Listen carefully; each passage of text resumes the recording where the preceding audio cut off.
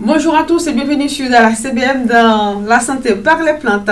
Avant tout, j'aimerais vous souhaiter une très bonne année 2021. Surtout, allez de l'avant et restez prudents. Aujourd'hui, nous avons à l'honneur l'ail. On connaît tous plus ou moins l'ail, n'est-ce pas vrai? Mais connaissez-vous vraiment ses bienfaits, ses utilisations? Historiquement, l'ail est consommé depuis plus de 500 ans dans la Méditerranée et pour d'autres, il est plutôt d'origine de l'Asie. Son nom scientifique est Allium sativum, dans la famille des Liliaceae. Ses propriétés, l'ail à elle seule, elle possède des milliers, voire des millions de propriétés, tellement c'est une plante multifonctionnelle. L'ail, c'est un anti-inflammatoire, antifongique, antibactérienne, antibiotique, antimicrobienne, antiseptique. Les bienfaits de l'ail.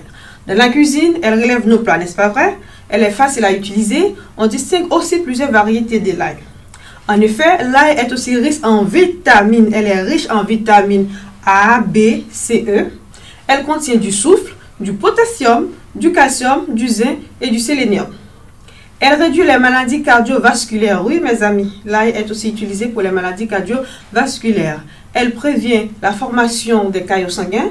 C'est une anticoagulation du sang. C'est un anti-cancer, oui, vous avez bien entendu, c'est un anti-cancer. Elle lutte et prévient la multiplication des cellules cancéreuses. Exemple, les cellules de la gorge, du sein, du côlon, de la prostate, des ovaires et de l'estomac. Elle lutte aussi contre certains virus et infections. Elle lutte aussi pour le mal de gorge, l'angine, de poitrine, le rhume, contre les inflammations de la peau. Et oui, même aussi pour l'eczéma, quand vous avez de l'eczéma, vous pouvez couper une de là et passer sur la plaie, ça va sécher, ça va l'aider à sécher beaucoup plus rapidement. Et aussi l'ail, c'est un anti-intoxication alimentaire. Si vous avez mangé quelque chose, vous ne vous sentez pas trop bien, vous pouvez consommer de l'ail pour les effets secondaires qui vont arriver. Elle favorise aussi une bonne digestion.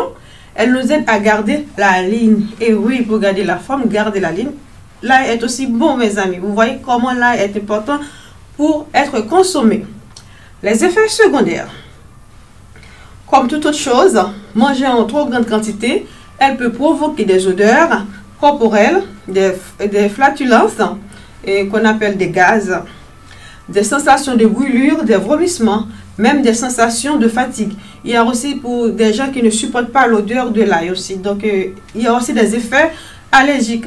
Donc, pour une bonne consommation de l'ail, on dit qu'il faut consommer entre 1 ou 2 gousses par jour, frais, pour pouvoir bénéficier de tous ces effets positifs.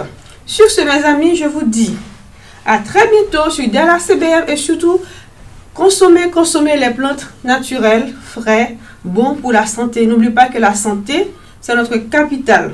Donc, prenez soin de vous, prenez soin de votre amis, famille, en consommant les plantes. Merci et à très bientôt.